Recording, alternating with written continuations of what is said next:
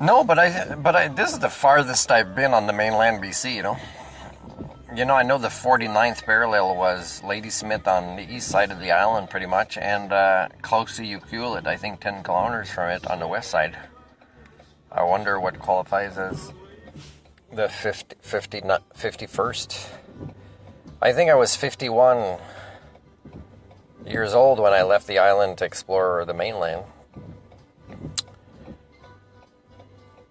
The Area 51, it's still under exploration. I'm coming back from the drive from it. Man, there's a lot of mice on the road that are dead, but there must have been a lot that made it. I guess the rain brought them all out. And what did I want to say about lane changes? Or lanes. Oh, yeah. Another pattern I notice is, like, let's say it's just me and one vehicle behind me, and they're fairly far, but I noticed they came and then they stayed fairly far, but they kind of probably would like to go back to their limit, their speed that is over the speed limit. And so sometimes, they'll come close and back off, and it's because they do poor choices of observations, and they're responding to slight impulses in their thinking or emotions. And sometimes I'll give them a chance when they have a really good chance, and I'll send them the right signals. I'll slow down, signal right, and there's nothing to turn right into. So it's like, this is your chance. And then they take so long to kind of wake up and try to reach the higher functions of their brains to think. And this is like a long, great opportunity, and then they miss it. They come close at the end. It's too late. And after that, though, they're like trying to win it back, that opportunity, and they put me more at risk because they weren't accessing the higher functions of their brains in that long opportunity I gave them. This is a pattern I've noticed many times. It happens a lot. Hey, by the way, like coming back from Prince Rupert man, there's a lot of hydroplaning. And by the way, people have 4x4 trucks, 4x4 doesn't prevent you from hydroplaning, just so you know. And especially at enough speed that brand new tires meant for hydroplaning reduction is still not going to help. So plus you got to be delicate, right? That's really what counts at high speed, precision, delicacy, especially with steering and just looking the right place at the right time and not looking certain places at certain times. But the hydroplaning is really bad, and it's weird because we have hydroplaning technology to put into the roads where you don't, even though the grooves get formed by the weight of the vehicles, you can compensate with a particular way to design a road, and it doesn't require special equipment that's only sold or possible to be made or copyrighted somewhere. Speaking of innovation again, is like, people say, no, Martin, look at this thing on the internet. It really does this. Yeah, I know it does. I know what's scientifically plausible or not. I'm very scientifically minded. I understand the forces of physics, for example. That if somebody says, oh, yeah, we got this technology now. No, we don't. Like, what did I see a video of? I saw a video of a robot playing ping pong against somebody really well. I know there's no robots that move like this. And it would take like 500 years with many people working on this before we could reach this.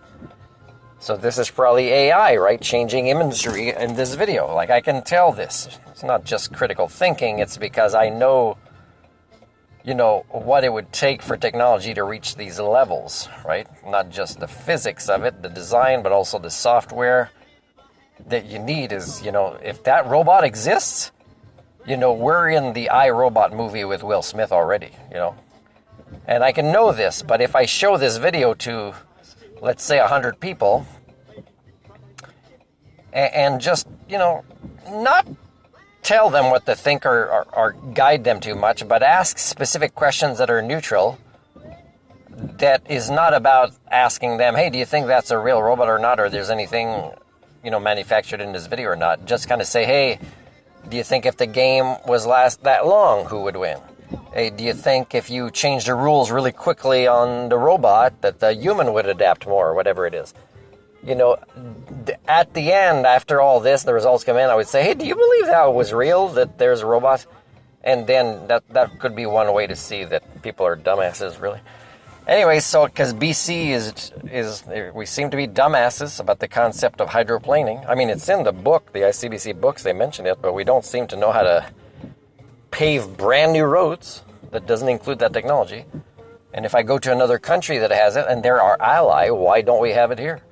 Like, are they going to attack us if we do it here? Like, it's ridiculous. The UN is not about uniting nations, people. Capitalism is everywhere. It's within same countries, between countries. It's everywhere. Like, so like we don't share good innovation or ideas. We don't. It's all about, industrial espionage and greed and stealing. And when things get stolen, they're not necessarily better than just support the guy that invented it. Like, I could offer myself to help program vehicles to be better at defensive driving that have a lot of automation to it. But will, let's say, the Japanese ask me to insist I learn Japanese to work with them on this when I don't need to? Because there's a lot of software that even they invented that helps translate when we communicate. And there's also that I have a lot of different thinking skills up here, which means that I can communicate my idea without having the same language as people, especially if we work in a lab and I can just demonstrate with models and things like that. Or take them in a car and show this. Or there's like somebody that works for our team that's very bilingual. They assist us most of the time with these important communications.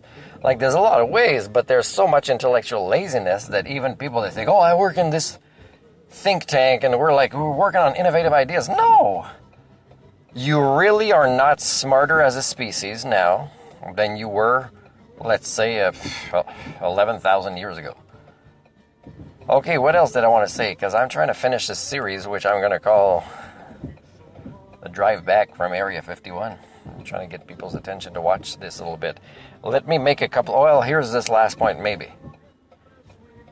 So there's a Filipina lady at the hotel where I drop off a lot of the staff, and they seem to have employers that understand the concept of biological, recovery through sleep. And so I don't know why they don't want their contractors to be negotiated in a way that works the same. But anyways, it's like, oh, we're doing so much to keep our staff safe, but then we want contractors that are going to kill them. I don't know. It's capitalism, right? Anyways, this Filipina lady, she's shopping around for me for a hotel, and I keep saying, oh yeah, I found the best one. It's this right. But I said I don't want to pay more than that's right. And the reason is I feel like a crime's been committed. It's not like I'm leaving a dirty room and it's going to take their staff more than 15 minutes to clean it. So I know I've worked in this industry, and I'm not going to leave a room that takes more than 15 minutes to clean it. But somehow it's got to be this much, and they're doing me a favor. Anyways, so we talked about karaoke. I'm probing, and I'm saying, oh, you're not really answering this question, are you? And yeah, she admits she's not, and it's related to feelings she has with a particular song, because I'm good at people skills. And so I show her my YouTube where there's songs. Okay, but I'm also smelling like her cigarette smell, although I didn't see her smell like it's part of her clothing and stuff. And I also mentioned, I still got trauma from Filipina relationship.